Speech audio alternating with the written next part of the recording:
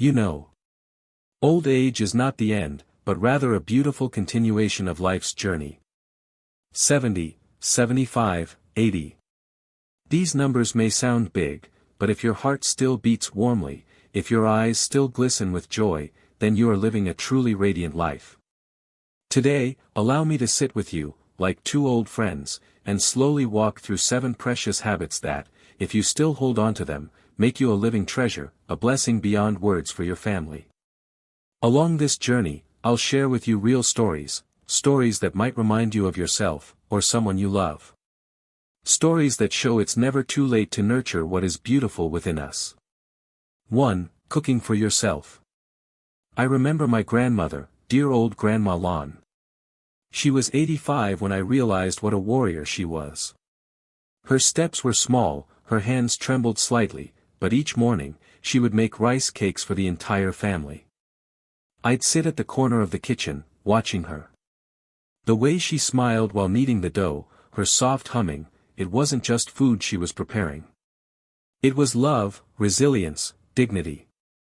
One day I asked, "Grandma, why not just rest? Let us cook for you." She laughed, wrinkles crinkling around her bright eyes. "As long as I can still cook, my child, I can still love you all with my own 2 hands." Her simple words stayed with me. A meal cooked by your own hands isn't just about eating. It's about cherishing yourself. It's a declaration, I am still here, still strong, still full of love. So every time you prepare your breakfast, even if it's just a simple bowl of oatmeal, remember, you are feeding your spirit, not just your body. 2. Walking or exercising daily. Have you ever felt the world breathe with you when you walk?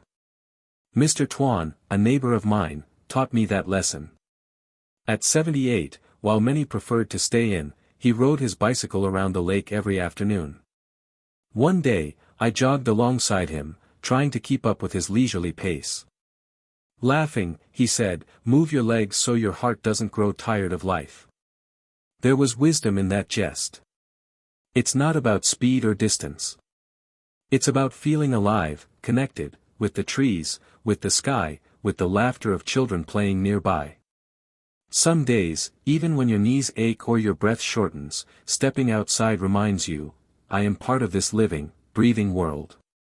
And that simple act of moving your body becomes a prayer of gratitude. 3. Keeping an optimistic smile. At the village market, there's an old lady named Mrs. Hung. She's 84, and every morning, she stands at her vegetable stall, beaming at everyone passing by. One rainy morning, I asked her, "Mrs. Hung, it's so cold and wet, how do you still smile so brightly?" She replied, "Child, every day I can open my eyes and feel the raindrops is a day worth smiling for." That hit me harder than any philosophy book ever could. A smile doesn't erase hardships. It doesn't deny the aches in our joints or the loneliness that sometimes creeps into the evening. But it says to the world, and to ourselves, I choose light over shadows. Each smile is like planting a small flower in the garden of your life. Over time, that garden will be lush and fragrant with happiness. 4. Managing personal finances. Talking about money isn't always comfortable, is it? My Aunt Mai, who lived modestly all her life, taught me another kind of wealth. She was never rich by bank standards, but she was abundant in freedom. She'd say, I have just enough to never have to bow my head to anyone. Having a little money set aside, to buy a new book, to treat a friend to coffee, to fix the leaky roof, isn't just practical. It's dignified. It says, I am still capable, still independent.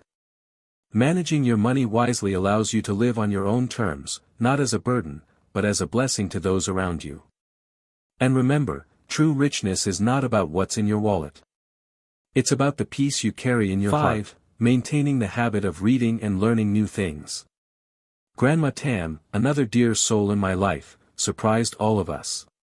At 82, she decided she wanted to learn how to video call her great-grandchildren who lived abroad. At first, she pressed all the wrong buttons. She once accidentally joined a stranger's online yoga class. We laughed so hard together. But day by day, her determination bore fruit. One evening, she called me, beaming, "Look. I can see you." It wasn't just about technology. It was about refusing to let life shrink smaller around her. It was about staying curious, staying connected. Every new thing you learn, whether it's a recipe, a song, or even an app, keeps your mind fresh, keeps your spirit dancing.